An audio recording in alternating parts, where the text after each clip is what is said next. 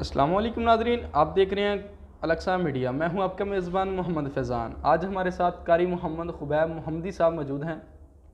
آج ہم قاری صاحب سے پوچھیں گے، قاری صاحب کیا جادو کی حقیقت کیا حق ہے؟ وعلیکم السلام ورحمۃ اللہ وبرکاتہ۔ الحمدللہ والصلاۃ والسلام علی رسول اللہ، اما بعد فاعوذ باللہ من الشیطان الرجیم، بسم اللہ الرحمن الرحیم۔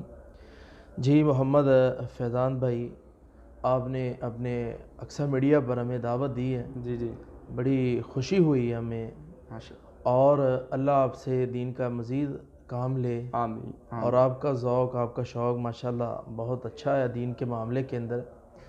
جادو کی جو حقیقت ہے یہ بالکل واضح اور حق ہے۔ جی، قرآن مجید کے اندر اللہ نے سورہ بقرہ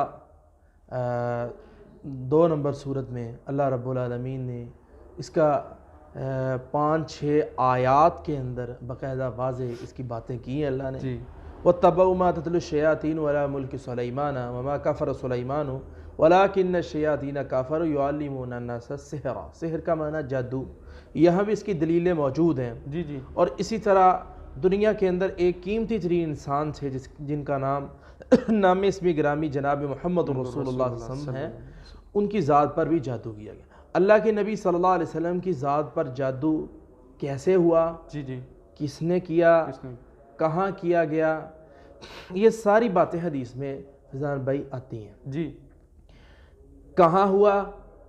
ایک کنویں کے اندر۔ کرنے والا ایک آدمی تھا، اور بہت ہی بدبخت آدمی تھا جس نے جادو کیا نبی صلی اللہ علیہ وسلم پر، اور ایک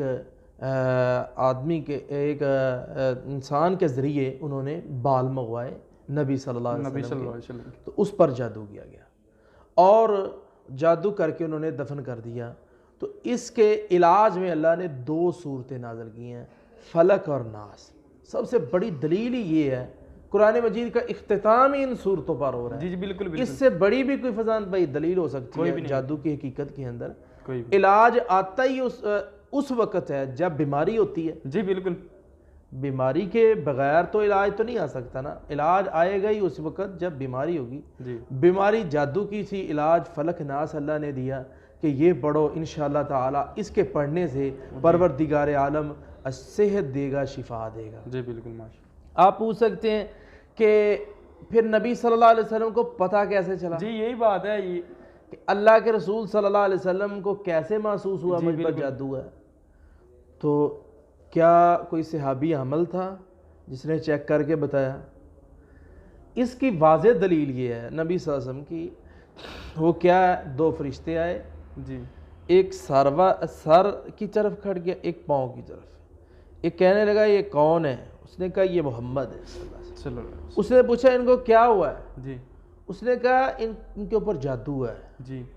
سارے انہوں نے کویسچن آنسر کر لیے، تو اس نے پوچھا ابھی اس کا علاج کیا ہے؟ اس نے کہا فلق ناس ہے جو اللہ نے دی ہے، اس کو پڑھے تو اللہ صحت دیں گے۔ تو فلق ناس رسول کائنات صلی اللہ علیہ وسلم کو جب ملی تو رسول اللہ صلی اللہ علیہ وسلم نے صحابہ کو بتایا، اللہ کیا بتایا؟ کیونکہ نبی صلی اللہ علیہ وسلم کا خواب حق ہے، بالکل اللہ کے رسول نے سب کچھ دیکھا۔ تو رسول کائنات صلی اللہ علیہ وسلم نے بتایا اپنے صحابہ کرام کو فلاں کنواں ہے، اس میں جاؤ۔ صحابہ کرام نے کنویں سے وہ بال نکالے، نبی صلی اللہ علیہ وسلم ایک ایک گرہ، 11 گرہ تھی، 11 ہی آتے تھی، ایک ایک گرہ پر پڑھتے جاتے تھے، بھوک مارتے جاتے تھے، تو وہ گریں کھلتی گئی تو رسول اللہ کا جسم کھل گیا۔ یہ سب سے بڑی دلیل ہے۔ بہت بہت شکریہ قاری صاحب۔ جی تو ناظرین، ہمارے قاری صاحب نے بتایا کہ سورت فلق اور ناس یہ جادو کا علاج ہے، اور جادو کی یعنی کہ جادو حضرت محمد صلی اللہ علیہ وسلم پر بھی ہوا ہے۔